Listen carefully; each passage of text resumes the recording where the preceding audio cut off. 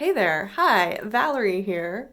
It is Monday, January 31st, and I have decided to get a jump start on my February reading plans. I'm also vlogging again. That's right. This is a reading vlog for February, the first reading vlog of the year. If you watched any of my vlogs from last year, you know that I was focusing on reading from my TBR jar. I would pull a title from this TBR jar and read that book for the vlog. It was kind of my way of trying to read through my own shelves. But this year I'm really focused, especially January, February, March, and April, really focused on trying to read a lot of books from my own shelf. So I'm reading on a theme rather than picking from the TBR jar. And so I thought I would structure my vlogs a little bit differently because of that. So the books I'm picking from my shelf in February have to have the word girl in the title or some variation of that, woman, daughter, sister, or a feminine name. So for this vlog, I have decided that I'm going to pick out 3 books with girl in the title or some variation of that. But I wanted to get it even more specific, so I am doing a vlog this week on toxic female friendships.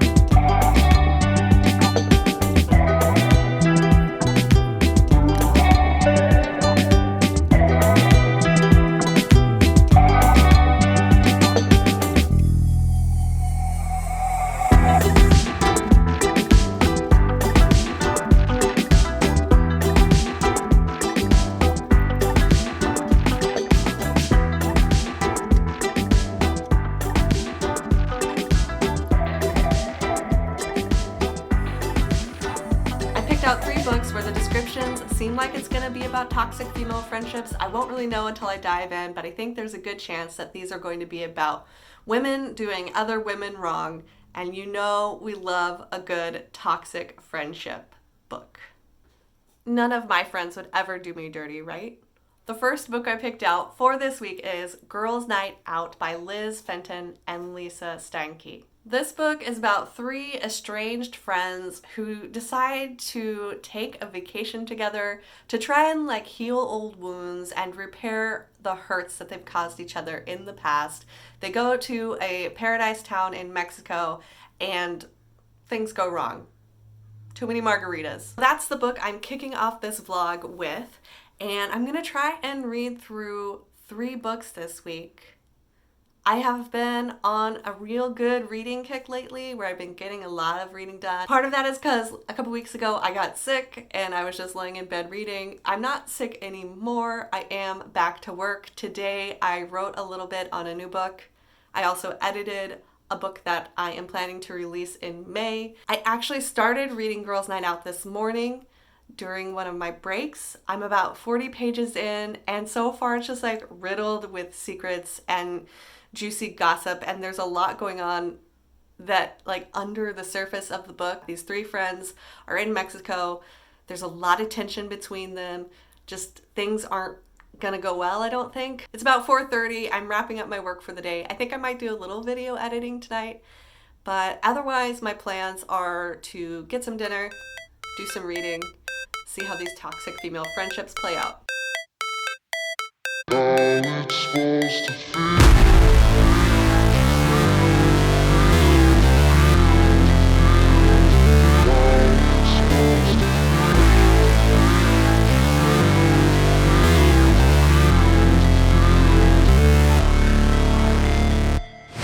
Never break, always fight, never quit, do it right, play the game, win it life, have no shame, there's no time, feel the pain, live the grind, I could change, in my mind, pick a lane, commit and climb, the only way to win it life. We just got back from a very cold walk. We got rained on a little bit. I've got some good hat hair. There's a scratch on my nose. So we're having a good Tuesday. Ryan's making me some hot peppermint tea though, so I should be able to curl up and get warm and get some good reading in. I've been thinking about how weird vlogs are to make, and as I think about what I'm going to record, I realize that I do the same thing every day. I'm a creature of habit. I love my routines. I got up early and wrote for an hour, then I had breakfast, then I went back to work and worked on editing my book, worked on some YouTube videos, took the dog for a walk, ate some lunch, same as yesterday. One exciting thing did happen on our walk. We stopped by a little free library and I snagged 2 books, so let me tell you about those.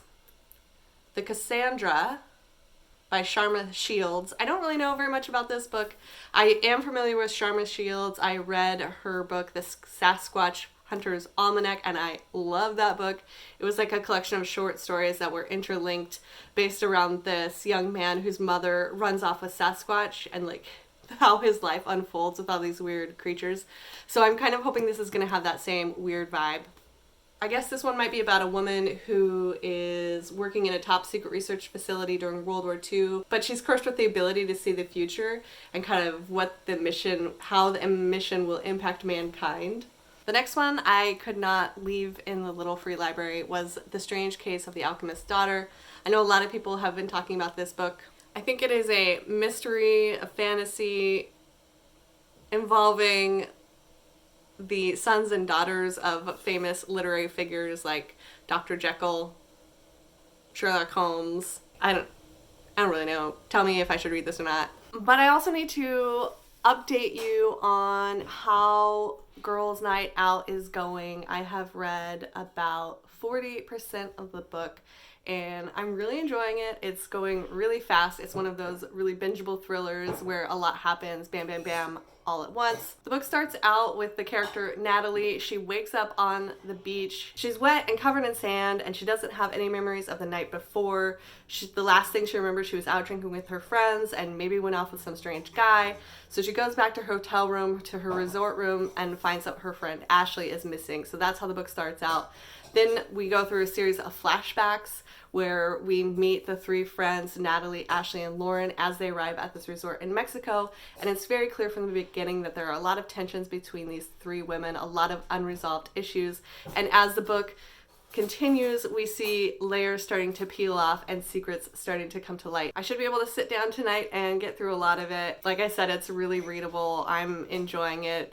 There is kind of that aspect of like unreliable narrator, a woman who gets drunk and then can't remember anything that happened. That can kind of be a cliche, but it's working well for me so far.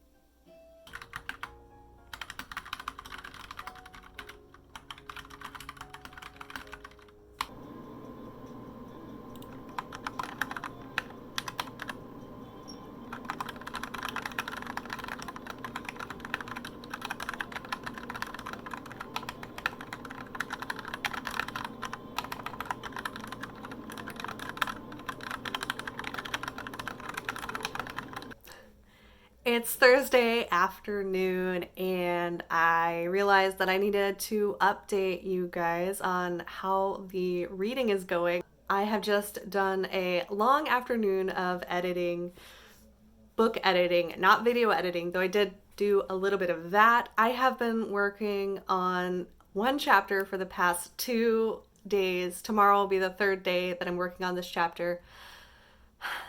It's been a lot. But I'm really excited about how this chapter is turning out.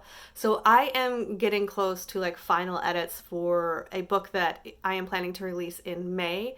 And so the book is in really good shape. I was reading through it, and most of it I'm just like really happy with, but this one chapter, all my notes are like, what is going on in this chapter? This doesn't make any sense. This character wouldn't do that. And so this chapter needed a lot of restructuring and rethinking, and that's what I've been doing for the past 2 days. And I think it's finally taking shape, and I'm really excited. I think it's going to be my favorite chapter of the book. I finished Girls' Night Out last night, and let me tell you, that was a wild ride. It definitely fit the definition of toxic female friendships. Quite toxic. Girls' Night Out was a fun book. It was very entertaining to me. I was thoroughly entertained. You have 3 characters, 3 friends, 3 rich white women who take a trip to Mexico. Ashley and Natalie are in business together. They have this hair dryer business that's taken off. Lauren is estranged from those 2 friends. Something mysterious happened about a year before they go on this vacation together. And Ashley is the one who initiates the trip to Mexico. She wants to try and reconnect with these 2 friends who she's been feeling distant from. So the very first chapter is Natalie waking up on the beach. She's wet. She has no memory of what happened the night before. She goes back to their resort hotel room, and Ashley, her friend who planned the trip, is missing. She goes to Lauren. She's like, hey, have you seen Ashley? And Lauren says, no, the last time that I saw her, you were with her and you were leaving with this weird dude, Marco. So that's the hook. Then we go back in time. We see these friends interacting. We see them fighting. We see them falling apart. We see how this trip has unraveled and how we've gotten to this point where Ashley is missing. You have 3 very privileged women just being catty and bitchy to each other. And like, you just want to sit them down and be like, hey, look, talk like adults. Work out your problems, work out your ish, get it together, you're friends, you should be able to move past this. But of course, they don't. Because you couldn't have a book if everybody was communicating perfectly. As the story unfolds, more and more secrets are revealed, and we find out more and more all these horrible things that are going on between these 3 friends. They weren't very good friends to each other, if you ask me. I enjoyed reading this. I think there were some slow parts, not slow in terms of plot, but in terms of repetition. So I felt like we saw a lot of the same problems coming up over and over again. The same fights were coming up over and over again, which, you know, in a toxic friendship, that would probably be the case, but it just kind of got a little redundant. Oh, and the other thing was that we get chapters from each of the women's perspectives. So we get chapters from Ashley and chapters from Natalie and chapters from Lauren, and the voices all kind of blended together for me. They didn't really stand apart from one another. They all just sounded like catty, privileged white women bitching at each other. There were times that I would start reading a chapter and then I'd have to go back and double check to remind myself which person was telling the story. So this definitely fit the toxic female friendship theme perfectly. I did have a good time reading it. It was bingeable, entertaining, delightful, toxic female friendship fun. If toxic female friendships can be fun. This is my Kindle cover. What do we think? I mean, I live in the Pacific Northwest, so I feel like it's perfect for me. The next book that I am going to be reading for this reading vlog, for this toxic female friendship reading vlog, is Girls on Fire by Robin Wasserman. Before I continue talking about Girls on Fire, I do want to put a little bit of a content warning here. For discussion of suicide and suicidal ideation, I'm not going to go into a lot of description of that aspect of the book, but it does play a very prominent role in the book itself. I'm not going to talk a lot about suicide in this video, but I do want to give that warning up front because I will be mentioning it. It is a very important part of the plot, but I won't be going into a lot of details about the act itself. I know it is a topic that can be triggering, and so I want to make sure that I'm sensitive to that. So there we go, content warning, disclaimer, but know that I will try to be sensitive when I do talk about it. This book came out a while ago in 2016, so this is like a backlist book, and I remember hearing about this book when it first came out and being excited about it, and I picked it up at some point and then just never got around to reading it, so I think it's gonna be a great fit for this vlog. There's this very moody, broody chick on the cover of this book smoking a cigarette. Okay. What am I doing here? Give me information. So, this book is set in 1991, so historical fiction. Am I dating myself if I say 1991 was a great year? I am not a young YouTuber. Takes place in 1991 on Halloween. A popular jock is found in the woods. He is dead. They think he has committed suicide. But there are also rumors of like satanic worship going around, and so maybe it isn't suicide. And I think this story revolves around two friends, Hannah Dexter and Lacey Champlain. And I think Lacey's like the new girl in town, and Hannah's kind of bored and sick of her life. And Lacey is a very bright star. Lacey stands out in this small conservative town. She's like listens to Nirvana, she wears big boots, goth makeup, she just is like a rebel. You know the kind that I'm talking about. And I'm hoping that it's going to be a story of like these two teenage girls orbiting around each other, making bad decisions. This is not a YA. This is an adult novel, but the characters are young adults. I have it on my Kindle, but I also checked it out as an audiobook so that I could read through it a little bit faster. Tonight, I think Ryan just went grocery shopping yesterday, so I think I'm going to make a mushroom Swiss chard goat cheese galette, which is like a pie pizza mix. I've made a tomato one before and it was really good, but it's not tomato season, so I'm going to try it with mushrooms and chard. I'm going to listen to the book while I go make the dough. The dough needs to chill and before I can do the rest of it. So I'm going to get started with Girls on Fire while I make dinner.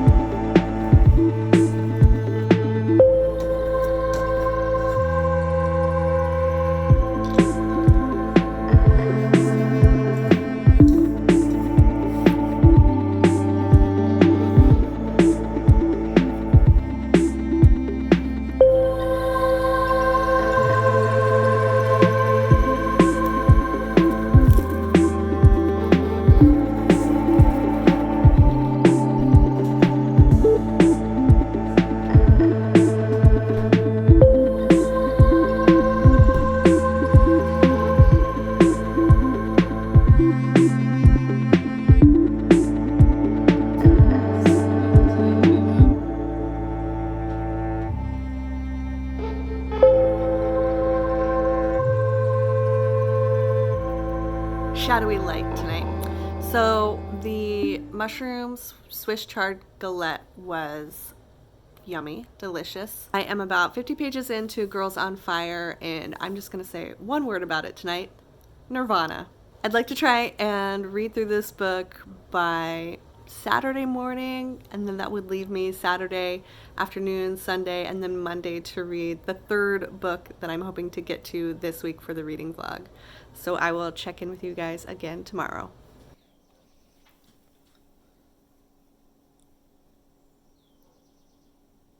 We had tostadas for lunch today. They were delicious. We also had a little bit of tequila with orange juice because it's Friday and might as well get happy hour started a little early. Last night I read about 10 pages of Girls on Fire before I fell asleep. But this morning I woke up at like 4 o'clock in the morning for some reason. I don't know why.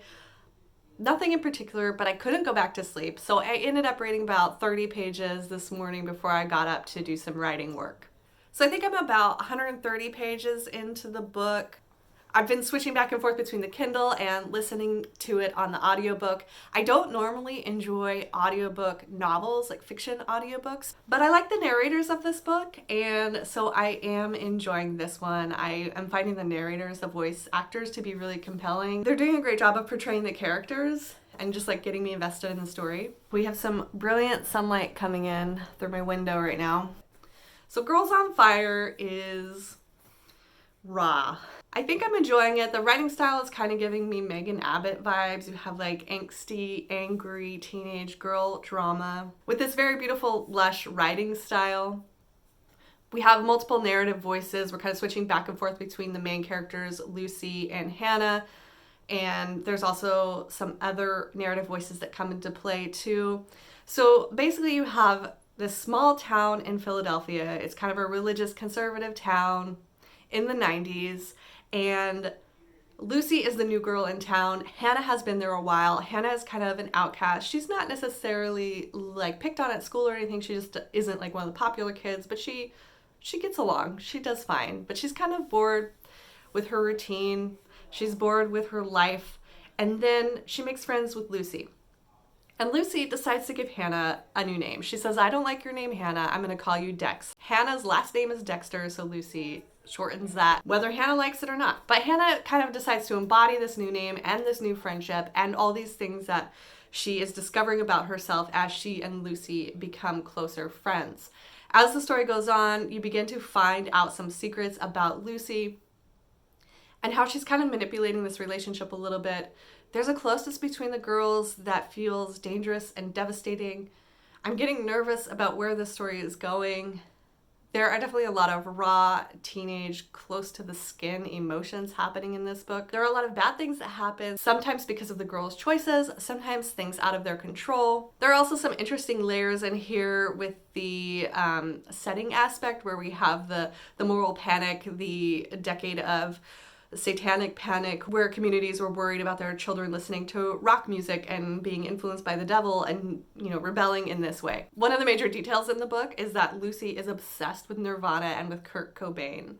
And I thought it would be annoying, but I'm actually kind of enjoying it. It kind of makes me just want to put Nirvana on while I'm reading this book and maybe like put on a flannel and some baggy jeans.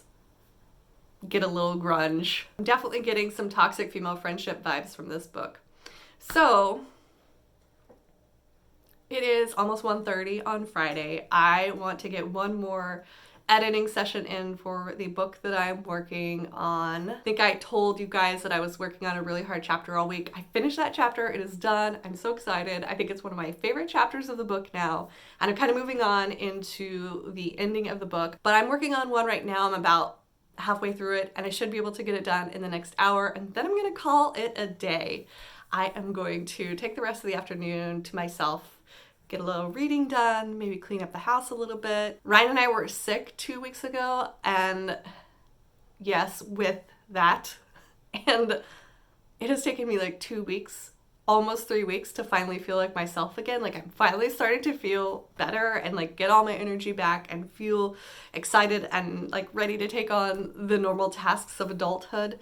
So my house is kind of trashed because I haven't really been picking up in the past 2 weeks. I've been sick. So that needs to get done and I might as well listen to this audiobook while I'm doing that. And then it's the weekend and I don't know what we have planned. Maybe a bike ride. It's supposed to be sunny. I might do a little bit more work. Not editing work, but other like admin stuff for my publishing business. I don't know, I'll let you know. Stick around, let's see what happens. You're supposed to feel.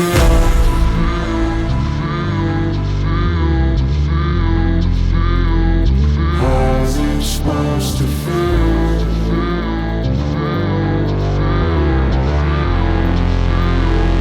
How's it supposed to feel?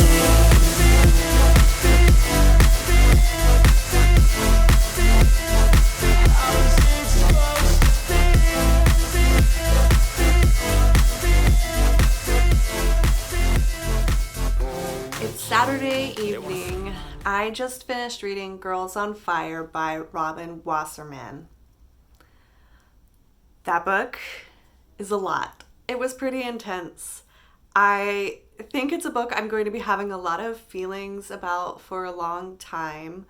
I'm not sure it's a book I can say, oh yeah, this was good or I enjoyed it. I mean, objectively, I think it is good, but it was hard to read. There are a lot of triggering things in this book. There are a lot of ideas and complex emotions that Robin Wasserman is dealing with in this book. She really digs into like girl rage, teenage anger, obsession, the lack of boundaries, the lack of rules. Kind of what we have going on with Girls on Fire is a bad girl, good girl trope. You have good girl Hannah Dexter, who has lived in this small town of Battle Creek, Pennsylvania, her whole life. She follows the rules, she's quiet, she's kind of bored with her life. And then along comes Lacey, and Lacey is being set up as the bad girl. She is into grunge. She loves Kurt Cobain. She's new in town. She dabbles in Satanism. She's kind of just like a mean girl, a bad girl. Lucy and Hannah's paths cross, and then it just kind of tumbles into destruction. And while I appreciated some of the things that Robin Wasserman did with this book in regards to exploring girlhood, exploring friendship, exploring bullies, exploring the good girl, bad girl trope, exploring obsession and how people can get under our skin, and also exploring the idea of choice and who gets to decide who we get to be and how we grow up.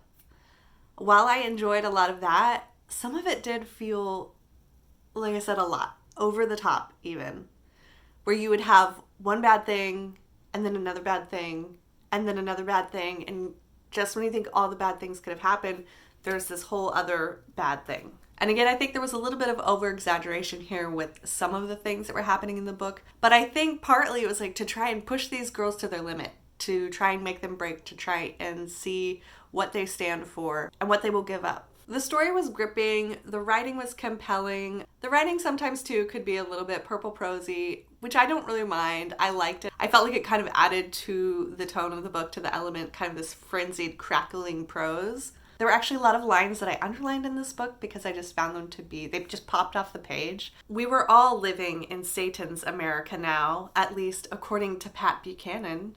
I loved that. Because there was this thread of satanic panic, this idea that these girls wouldn't be behaving this way if not for Satan and for the evil that has descended on this town. So a lot of really interesting things to discuss about this book. I think it is definitely a book that made me feel a lot of things. It made me feel angry. It made me feel frustrated. It made me feel helpless. It made me feel compassion. It made me feel a lot. And I think that's a sign of a good book, even though it was a very difficult book to read because of some of the topics and the concepts and the issues that the girls were dealing with. It's a book that I think is going to live under my skin for a while. I am hoping to be able to read one more book before the week is over. I'll be ending this vlog probably Monday, so I think I'll have till Monday night to finish this book. It's a little bit shorter than the last one, so I think I should be able to get to it because I am taking Sunday, tomorrow, entirely off from work. I worked a lot more today than I thought I was going to originally. Ryan was working on finalizing some cover art for me. I am recovering the prequel to my Brett Buchanan mystery series. I'm going to put the covers up here so you can see. This was the original one and this was the new one, and so he was finalizing that because the book that's coming out in May, the new book that's releasing, is book 2 in this series, and I wanted the books to kind of look all the same and have kind of the same feel, so I needed to redo the cover so that all the books could fit together. He finished that this morning, and so then I needed to come in and upload the new cover to the various ebook platforms that I publish on. Self-publishing is no joke. It is a lot of work when you're doing a lot of this stuff by yourself. Yeah, it ended up being kind of a long day of just sitting in front of the computer doing a bunch of stuff. Got a lot done though, so yay. But I'm done working until Monday. I'm gonna take tomorrow off. So tomorrow, no plans. It's supposed to be a beautiful day. We will be going for a bike ride, and then otherwise, I'm just going to do some reading. So the third book I'm going to be reading this week is Imperfect Women by Araminta Hall. This looks like it's going to be a psychological thriller, a mystery suspense of some kind.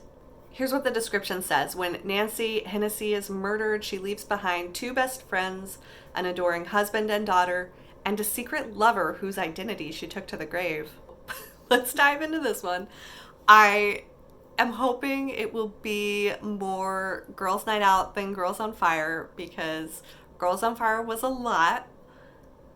It took a lot out of me, and I'm hoping this is going to be a little bit, I mean, is death in a book light? But do you know what I mean? Like the subject, like the writer can handle the subject in several different ways, and sometimes it is entertaining, at other times it is exhausting. And I'm hoping for this to be more on the entertaining side. So I do have the audiobook for this one as well. So I will probably be listening to it as I'm taking Charlie on walks or whatever. So once I get a few pages into the book, I will pop back in and let you know how it's going.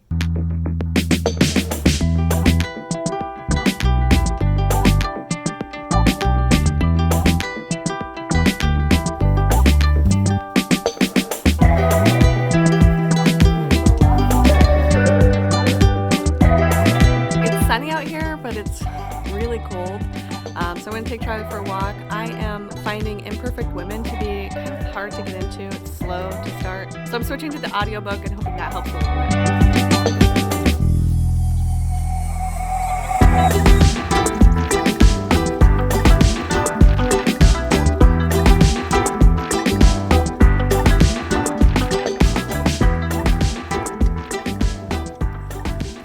That was a very refreshing walk. Like I said, it was beautifully sunny out there, but very cold. The audiobook of Imperfect Women is fantastic. Helen Keeley is the audiobook narrator, and I believe she's British, or at least she's using a British accent for this book, as well as some Irish accents and some Russian accents, and it's so good. Imperfect Women is definitely slower paced than the first two books that I read in this reading vlog. It's very heavily character driven. You have these three women who have been friends for a really long time, since university. You have Eleanor, who is single, she lives alone in a flat, and then you have Nancy, who is married with a daughter. Nancy and her husband are pretty well off. And then you have Mary, the third friend, and Mary is, I think, a stay-at-home mom. She's dealing with a sick husband. The book opens with Eleanor getting a call from Nancy's husband saying, "Have you seen my wife? She didn't come home. You were the last person to see her. You guys went to dinner together." And Eleanor reveals that Nancy was having an affair. Shortly after that, the police show up to inform Nancy's husband that Nancy has been found dead, most likely murdered. So that is the setup, and then we are following Eleanor dealing with the aftermath of Nancy's death, the grief, the confusion. There's definitely some kind of undercurrent of violence that I haven't quite figured out yet that's really intriguing to the book. Eleanor has made a decision. I'm not going to give away the spoiler here. I don't know if it's a spoiler. It's pretty early on, but Eleanor makes a decision about her situation, and I feel like it's kind of spiraling downhill from this point. Like, things are going to get tenser and tenser. There's some dread building here. I'm feeling very nervous. I'm glad that I started listening to the audiobook because I think I'm about 25% of the way into the book, and I think I'm like fully invested now in finding out what's going to be happening to these characters, how it's all going to play out in the end. I'm going to make some lunch, and then we're meeting a friend to go on a short bike ride. Hopefully it'll get a little warmer now that the sun is fully out. I'm hoping that the temperature will warm up enough. Otherwise, it's going to be a really cold bike ride.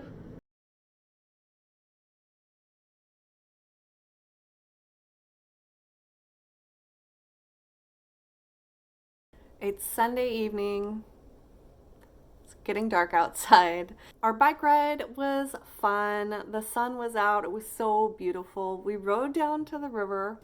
I have just finished up part 1 of Imperfect Women, and I'm about to start part 2, and this seems to be going non-linearly since part 2 says Nancy is the dead woman. So I'm interested to see what part 2 is going to be and what secrets are going to be revealed. It is quite a different style of book from Girls on Fire. Girls on Fire was just so intense, bam, bam, bam with the plot and a lot of emotions and just like high octane kind of storytelling. And this is just kind of slower, character driven, thoughtful, literary, realistic in its style. One of the interesting themes that she's exploring is this idea of how well you can know someone, how well you can know a friend, and then also the responsibility you have to your friends, to the people you love. Because in Eleanor's section, we learn that she knew about the affair but didn't really try to dissuade Nancy from participating. And so she's having these feelings of guilt as she grieves her friend as to whether or not she could have done anything to stop the murder. So very interesting themes and very different tones between the books. So it's been a little bit of a roller coaster to like try and sink into this slower burn book, but I am enjoying it. I don't know what we're going to be doing for dinner yet. Ryan is playing video games for a little while, so I'm going to sit down with Charlie and try and get some more reading done. I would love to get to the halfway point of this book, maybe even a little farther tonight, and then I should be able to finish it up tomorrow and finish the vlog up as well. So I'm going to go find out what Nancy's side of the story is, because I am definitely intrigued with what happened to her and how things fell apart so badly for her. So I'm going to go snuggle on the couch with my dog.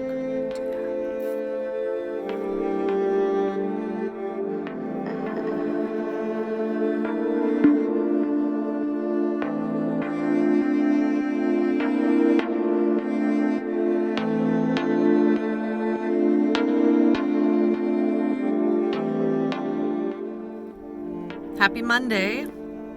I wrote a little bit this morning and I worked on my newsletter. Later this afternoon I'm gonna do some book editing, but right now I am headed out to get manicures and pedicures with some friends. It's been a little while since I've hung out with anybody and been social, so I'm looking forward to this, taking a little break from work to treat myself. I read a little bit of Imperfect Women yesterday. I did make it past the halfway point. I am not sure if I'm going to finish it tonight. It's a little bit of a slower read for me, not because I'm not enjoying it. I am enjoying it. Just the concepts are a little bit more complicated. It's not like a bingeable read. There's a lot to unpack with the story. So I'll see how far I can get later today. Right now, it's manicure time.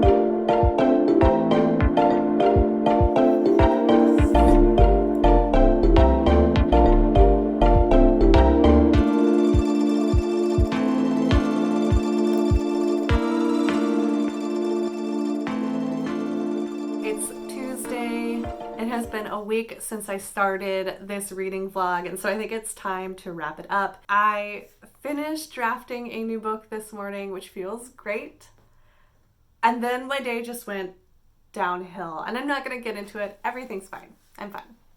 It was just not the afternoon that I planned for myself. But I did finish reading Imperfect Women by Araminta this morning. I read a lot of it last night, but I couldn't quite get through it, so I did take an hour this morning to finish up reading it. I think of the three books, this one was by far my favorite. What was interesting about reading all of these three books at once in 1 week span of time was to kind of see the different tones and shapes and different ways that stories about toxic female friendships, or even just about female friendships in general, can be told.